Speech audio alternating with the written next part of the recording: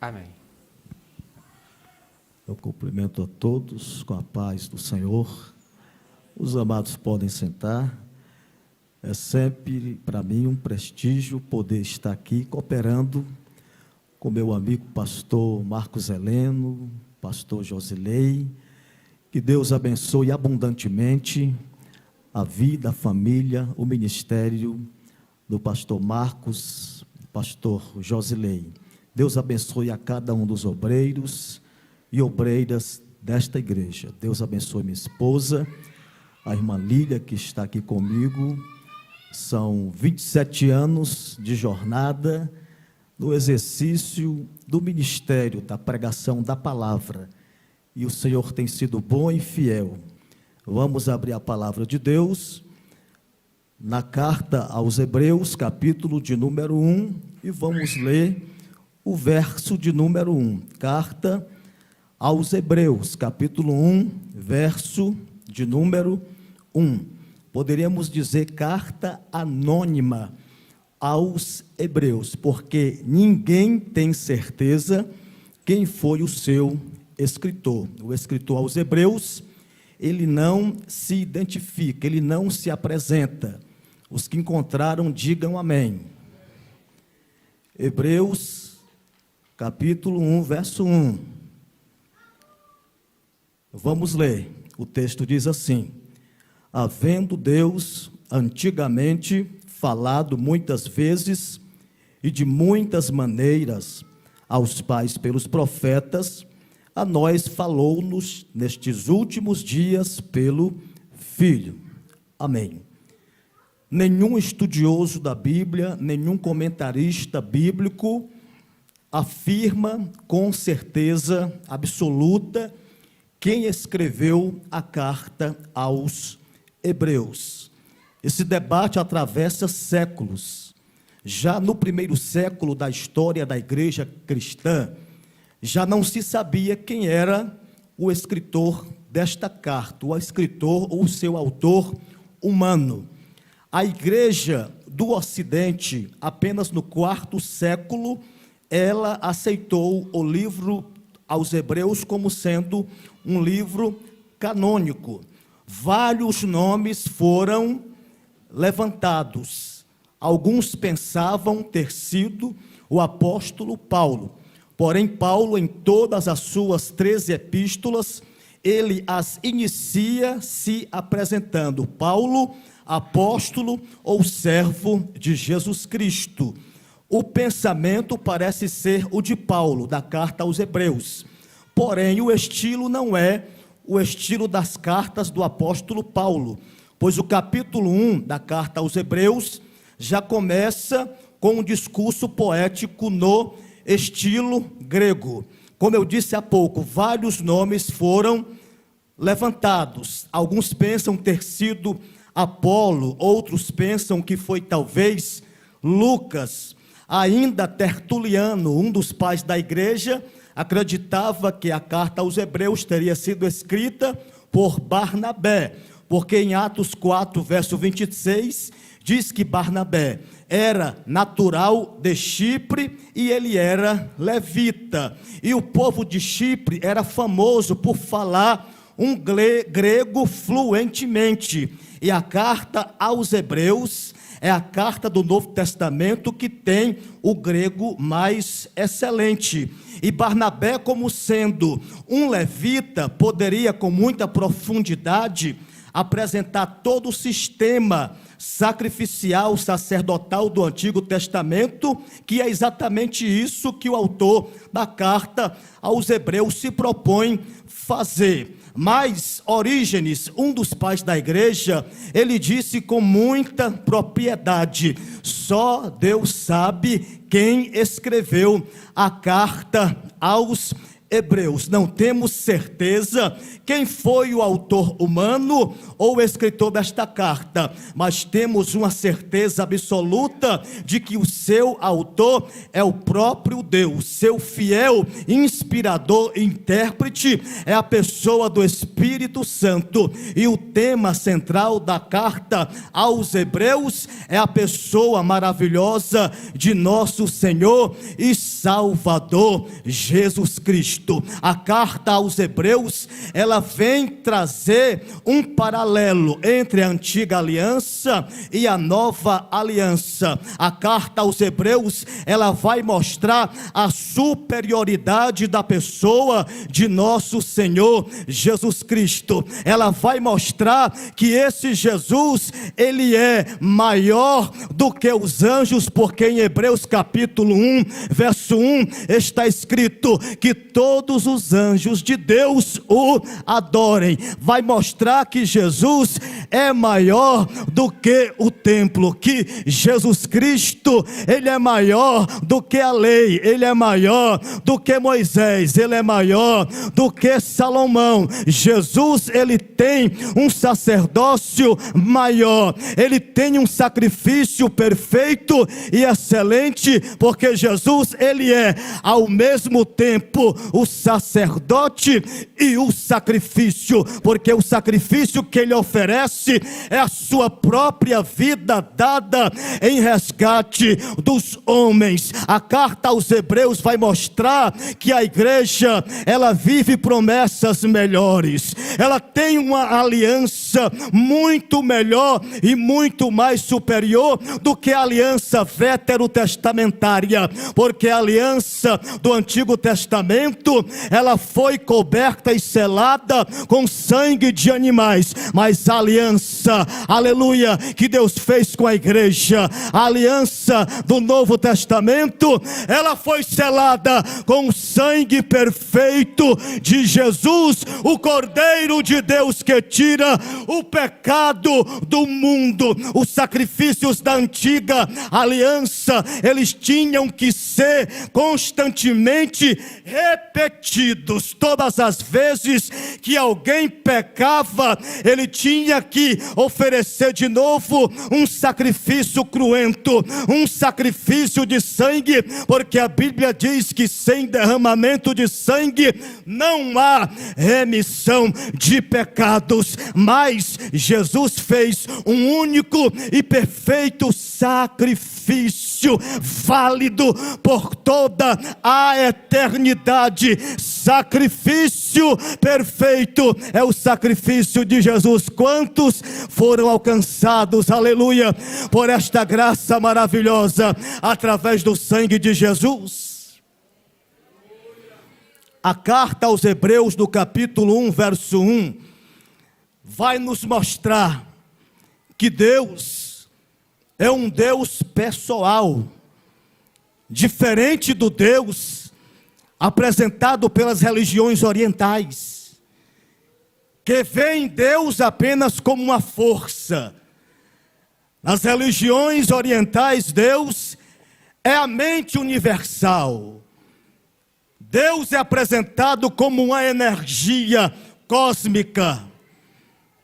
Mas a carta aos Hebreus, ela apresenta um Deus pessoal, porque o texto diz que Deus, ele tem falado, ele tem se comunicado, havendo Deus antigamente falado.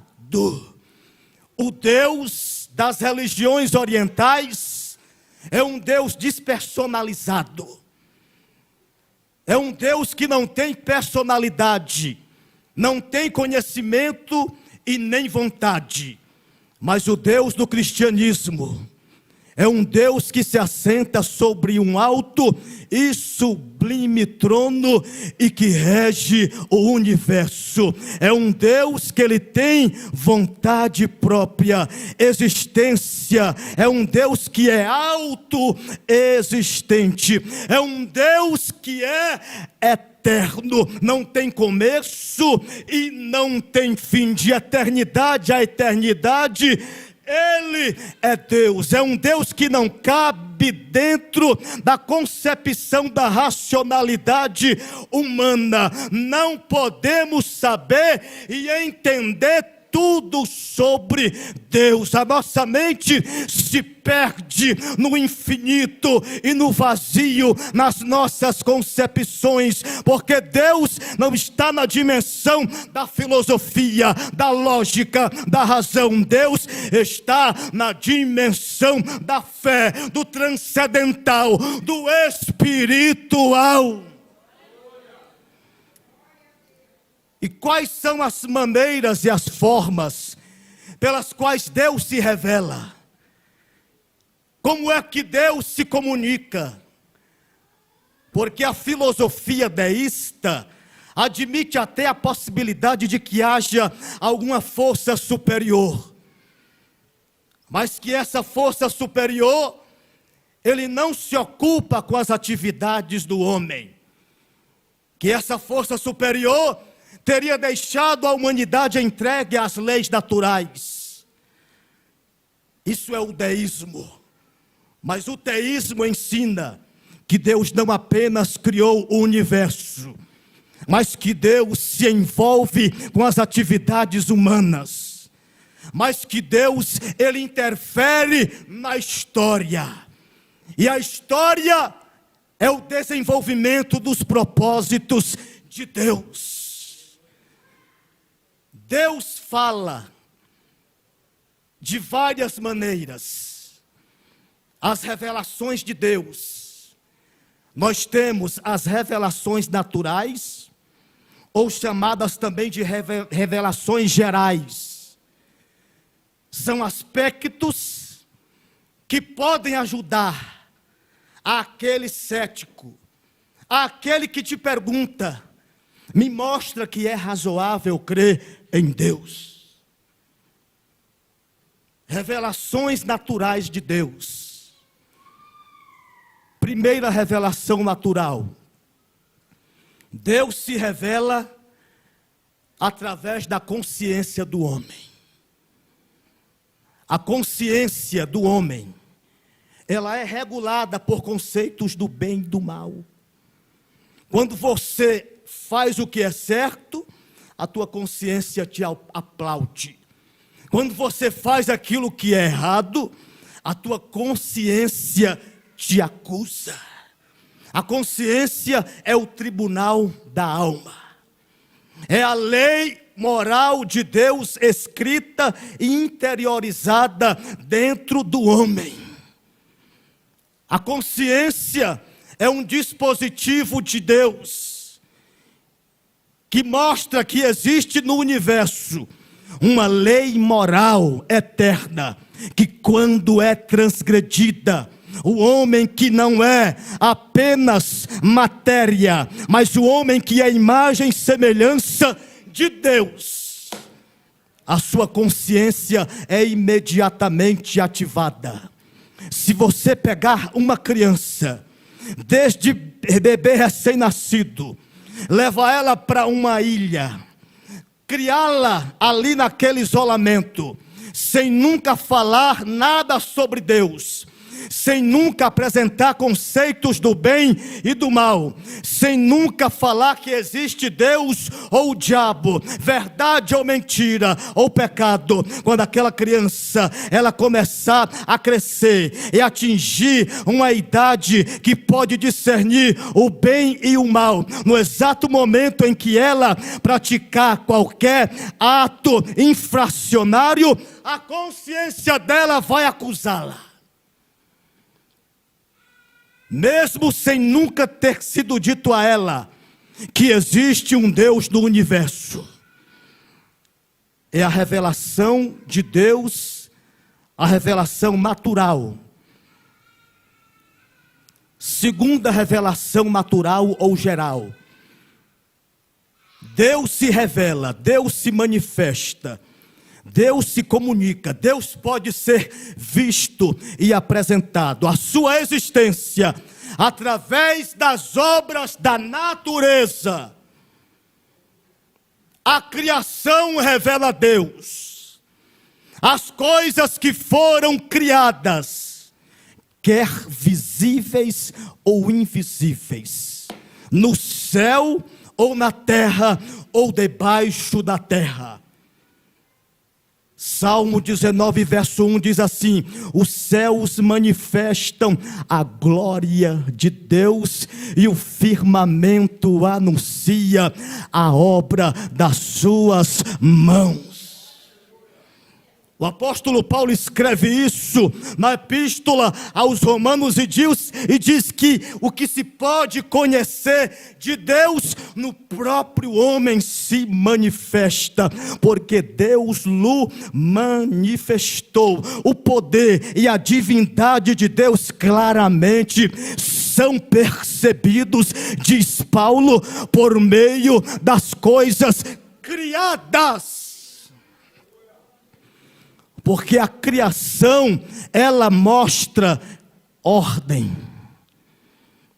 A criação, a natureza, o universo, os mares, os oceanos, o sol, a lua, as estrelas, o próprio homem, essa máquina humana perfeita, foi projetada pela mente do Todo-Poderoso.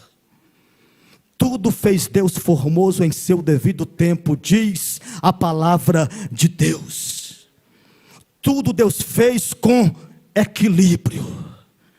Tudo Deus fez com um propósito específico. E quando você observa as obras da criação e a sua perfeição, você vê que Deus é um matemático universal. Porque a terra, no seu processo de rotação, translação, gira a uma velocidade de 1.600 quilômetros por hora. E é essa velocidade exata que determina a duração dos dias e das noites. Porque se a terra, ela girasse a 500 quilômetros por hora, os dias e as noites da terra seriam 10 vezes mais longos. E em um dia longo a terra seria devastada pelo calor do sol. Em uma noite longa a terra seria dizimada pelo frio da noite.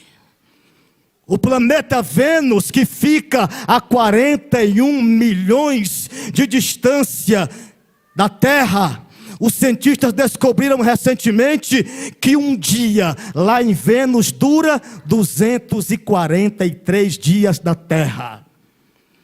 Isso significa que um dia em Vênus tem 5.832 horas. Mas a terra o Senhor fez com perfeição e equilíbrio para nela habitar o homem que Ele criou. Glória ao nome de Jesus. O corpo humano possui 60 trilhões de células. Cada célula possui o seu DNA. Tudo é computadorizado pela mente do Senhor. O teu DNA que guarda a cor da tua pele, dos teus olhos e o teu temperamento, e cada DNA mede 1,70 centímetros. Se você multiplicar 60 trilhões de células do corpo humano vezes 1,70 centímetros, o resultado vai dar para você ir na lua 3 vezes. E voltar na lua. A distância da terra para a lua é 380 mil quilômetros.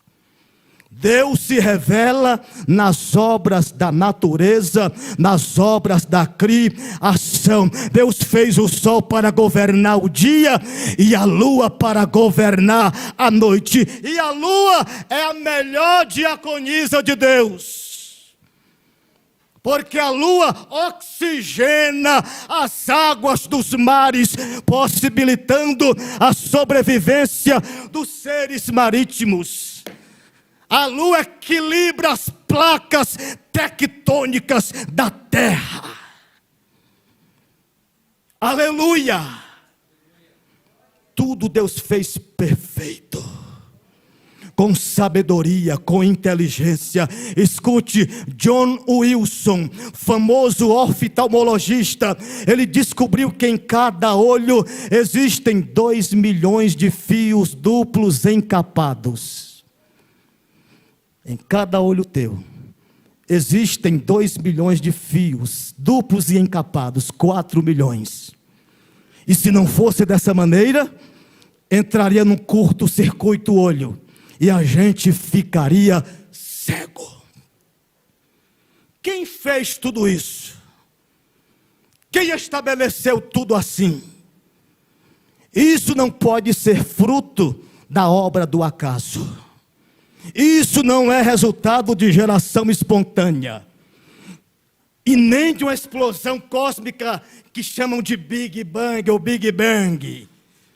Porque explosão cósmica não traz ordem, beleza e perfeição. Tudo isso foi criado pela palavra criativa e poderosa do Deus que apenas disse: haja!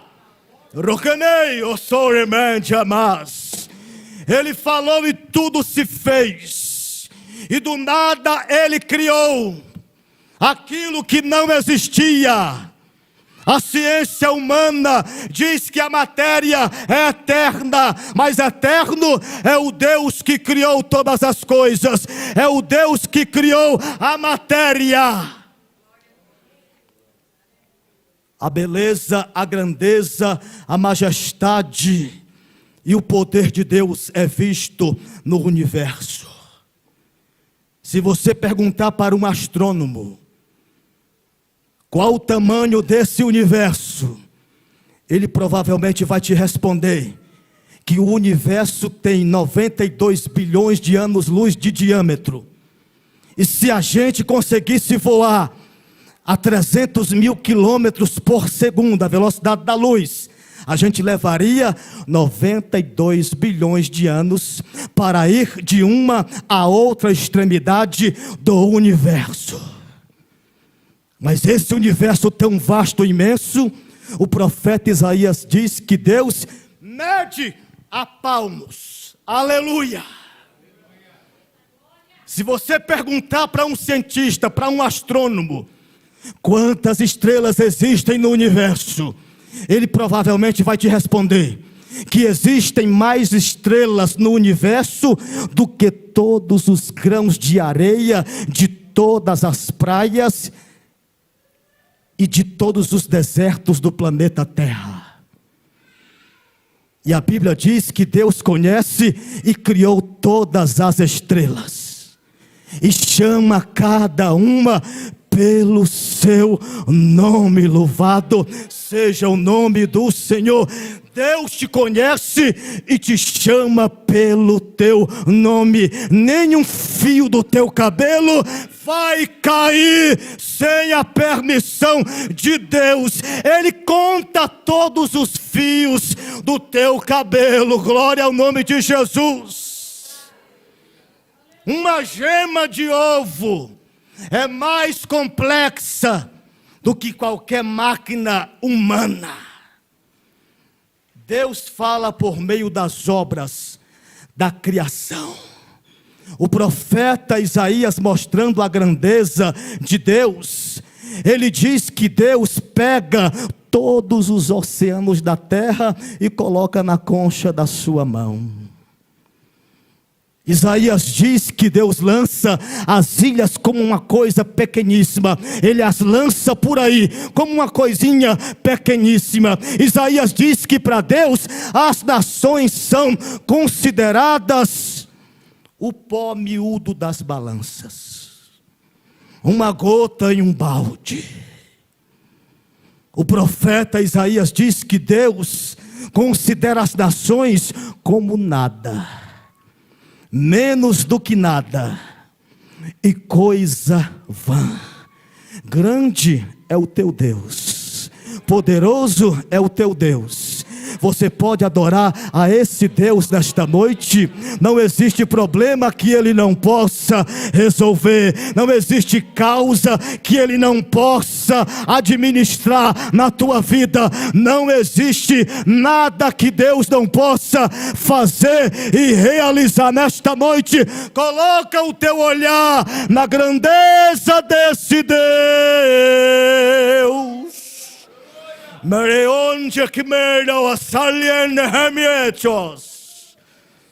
Eu sinto a presença dele aqui esta noite.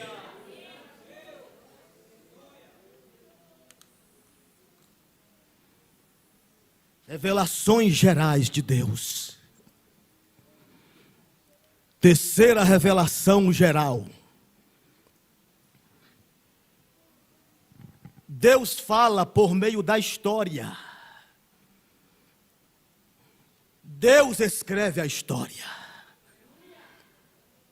Deus é quem está sentado na sala de comando do universo, e é Ele que está virando cada página do livro da história da humanidade. O seu reino domina sobre tudo. Nós não estamos debaixo do governo do homem, porque a igreja é um organismo vivo e espiritual. Nós estamos debaixo do governo de Deus. Nós estamos debaixo do governo dos céus. Aleluia, aleluia. Quem vai prevalecer no final dessa história não são os reinos e os governos humanos. Quem vai prevalecer no final da história é a igreja vitoriosa, é o povo de Deus vencedor na terra. Não fique aí preocupado com o decorrer da história. Escuta, Deus já nos revelou o final da história. O bem triunfará, o bem prevalecerá. Os iníquos inimigos e opressores serão desarraigados da terra, mas aquele que teme ao Senhor e anda na sua vontade florescerá e reinarão por toda a eternidade. Só quem tem esta certeza, levante a mão nesta noite, feche os seus olhos agora e glorifique e adore ao Eterno.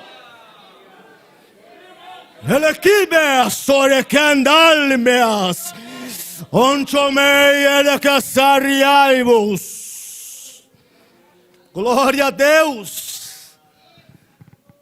Deus se revela através da história, principalmente na história do povo de Israel, o povo judeu, a semente do patriarca Abraão. Mais de 4.000 anos de história. Nenhuma outra nação na terra recebeu os privilégios que Israel recebera. Deus fez com eles alianças. Alianças condicionais e aliança incondicional. Esse povo falhou na sua missão e no seu propósito. Mas o propósito e o plano de Deus nunca haverá de falhar na vida do seu povo. Eles foram desarraigados da sua terra em vários momentos na história. A tribo do norte foi destruída pelos assírios. A tribo do sul foi destruída pelos babilônios. Depois voltaram à sua terra. Levantaram outra vez o templo do Senhor e os muros de Jerusalém, mas outra vez foram destruídos pelos romanos. No ano 70, Jerusalém caiu outra vez. Os judeus se espalharam sobre a terra. Israel deixou de ser nação por 1880 anos, do ano 70 até 14 de maio de 1948. Eles se espalharam entre as nações. quase 2000 anos, mas não perderam a crença no seu Deus, não perderam a esperança messiânica, não perderam a sua cultura, a sua língua.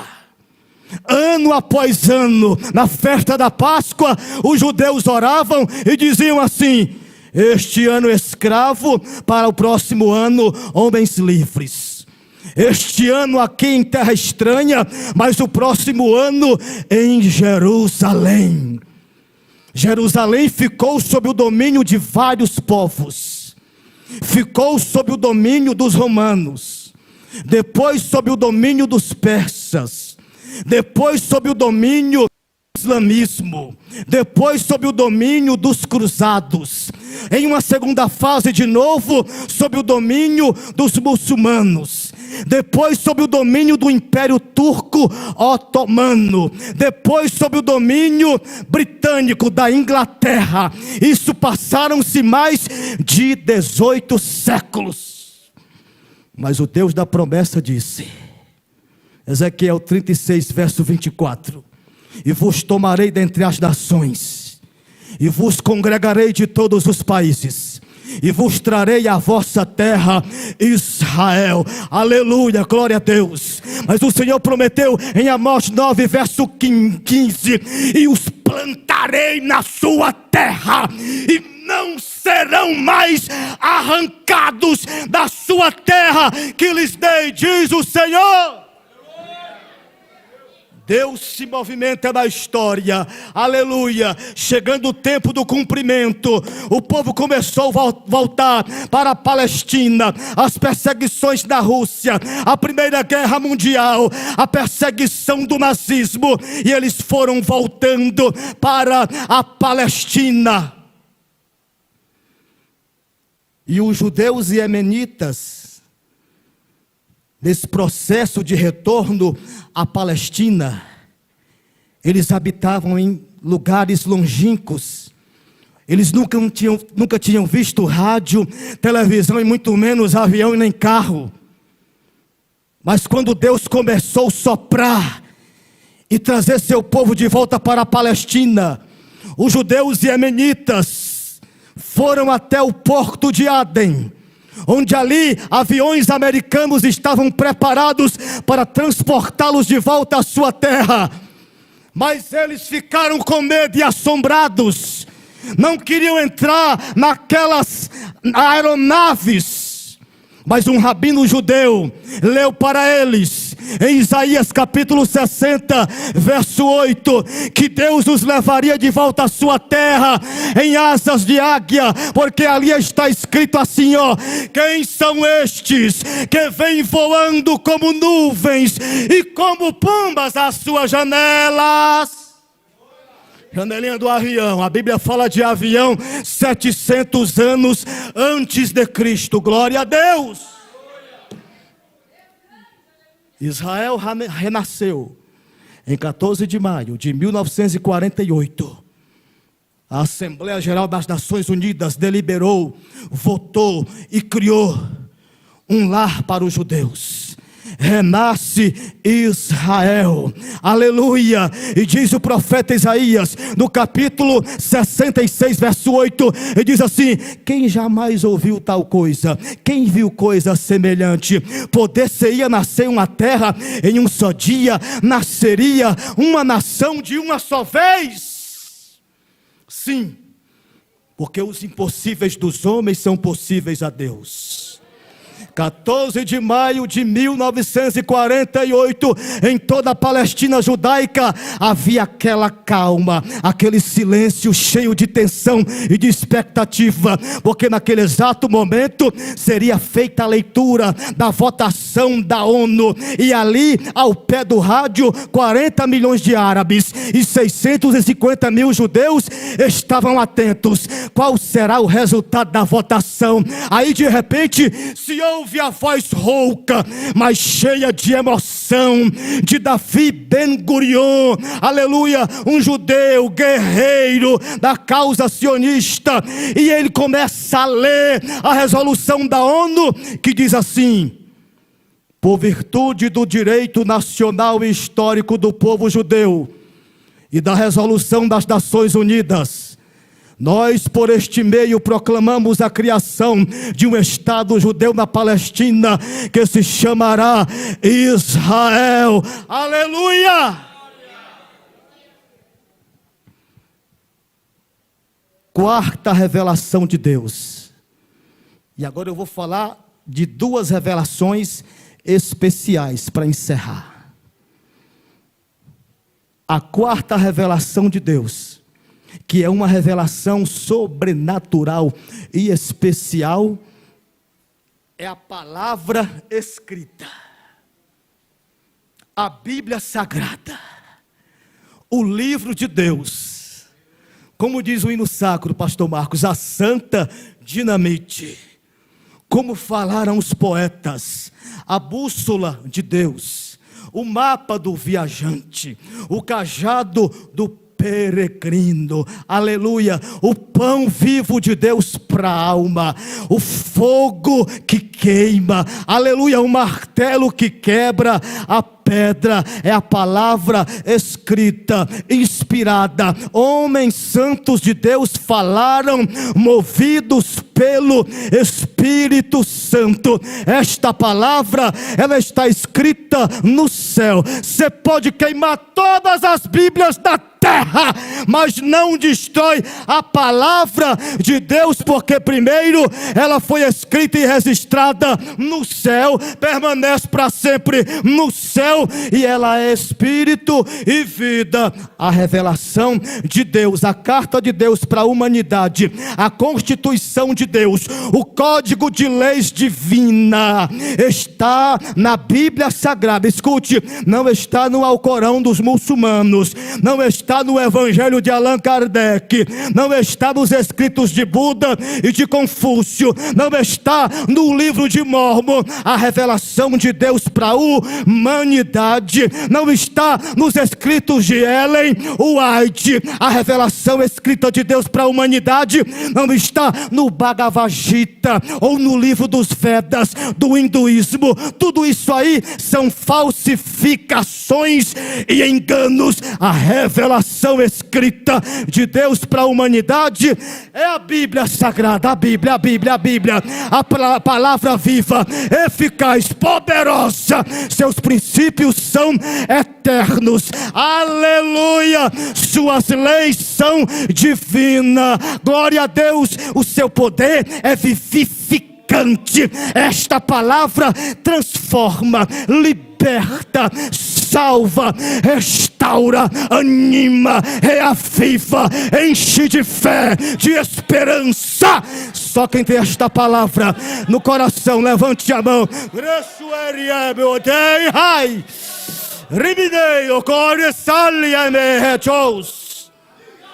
Glória a Deus.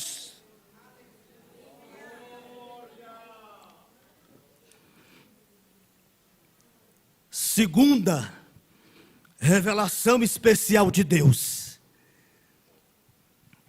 Falei da Bíblia, a palavra escrita, como revelação especial.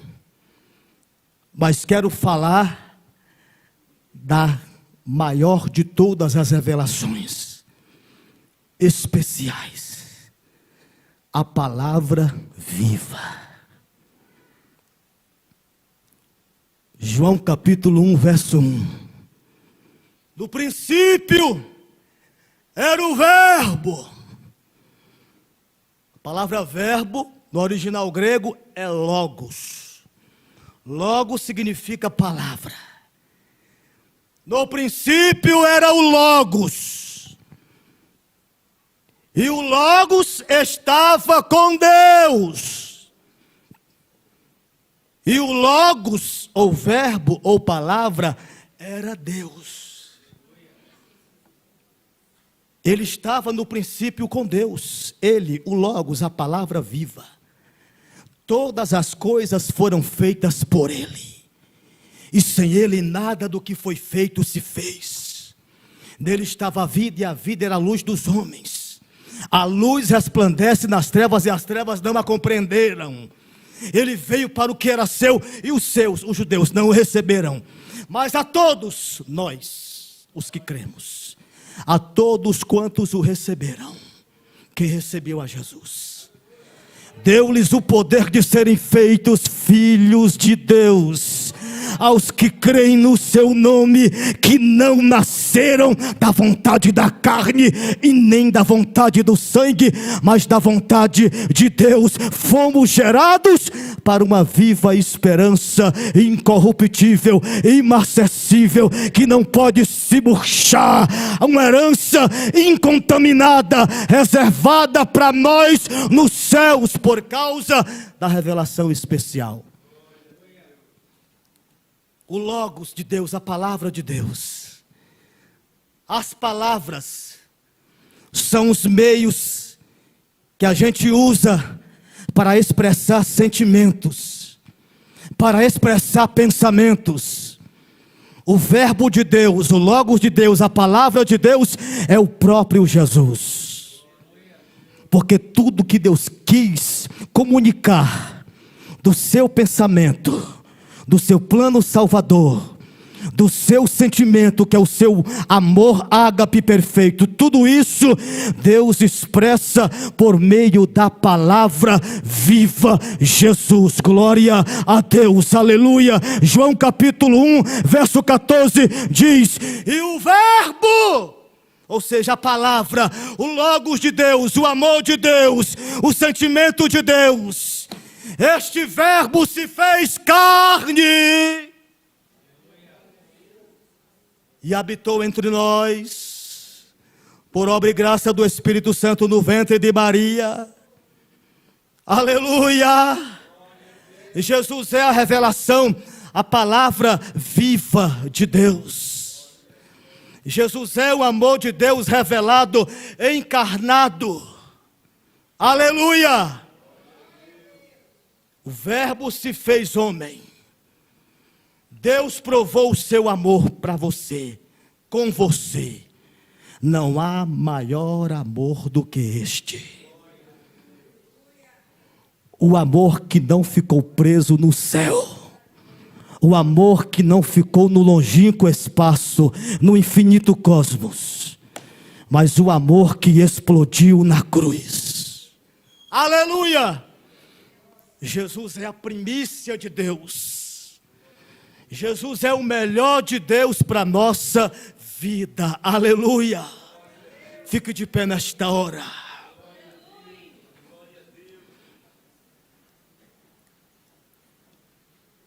Jesus é a maior revelação, havendo Deus antigamente falado muitas vezes e de muitas maneiras aos pais pelos profetas, diz a Bíblia, a nós nestes últimos dias falou pelo Filho. A revelação de Deus máxima e perfeita é Jesus. Só Jesus satisfaz. Só Jesus preenche. Só Jesus te dá paz. Só Jesus te dá o verdadeiro amor. Só Jesus te dá uma alegria que transborda. E Ele está aqui essa noite, de braços abertos, para te receber, para te abraçar, para te perdoar. E eu quero perguntar: onde está uma pessoa que nesta noite deseja receber a Jesus, o verbo de Deus, a palavra viva de Deus, o amor revelado de Deus, e quer confessá-lo esta noite como Senhor e Salvador pessoal? Onde está você, meu amigo? Você que ainda não tomou sua decisão. Aquilo que Paulo escreve aos Romanos capítulo 10, a partir do verso de número 8 em diante. Se com tua boca confessares a Jesus como Senhor, e em teu coração creres que Deus o ressuscitou dos mortos, serás salvo. Porque com o coração se crê e com a boca se faz confissão para a salvação. Onde está uma pessoa para Jesus? Venha, filho pródigo, filha pródiga. Venha a Jesus agora. Onde estão os músicos? Venha a Jesus. Volte hoje para os caminhos do Senhor. Volta hoje para a casa do Pai. A porta está aberta. Há um lugar ainda junto à cruz de Jesus. Venha fazer hoje a melhor coisa, que é aceitar a Jesus, que é retornar à casa do Pai. Vem, filho pródigo, vem, filha pródiga. O Pai te recebe hoje, não importa o que passou, não importa o que aconteceu.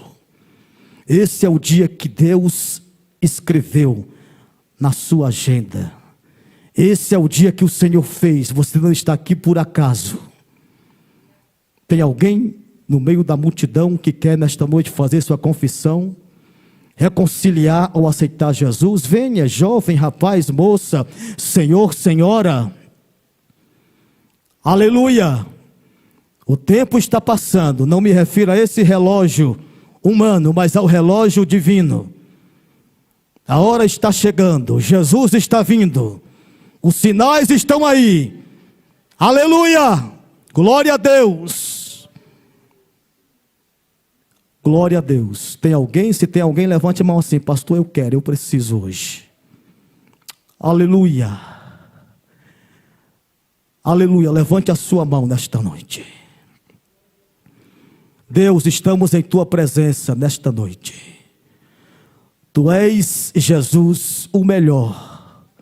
Tu és a primícia de Deus. Tu és o primeiro. Tu és o último. Tu és o tudo. Tu és o médico. Tu és o psicólogo. Aleluia. Tu és o bom pastor. Tu és o sacerdote. Tu és o advogado. Enche o nosso coração. Enche a nossa alma. Aviva a nossa vida. Dedicamos para o Senhor todo esse ano, cada dia desse ano, cada minuto, cada segundo. É para o Senhor, é teu, exclusivo teu. Dedicamos a ti, entregamos a ti nossa força, nossa inteligência, nossa energia, nossos planos. Tudo está diante do Senhor. Confiamos plenamente no teu plano perfeito, no teu propósito, no teu melhor para a nossa vida, para a nossa família. Deus, que esse ano seja um ano de bênçãos, de vitórias, de conquistas, de triunfo, de avivamento.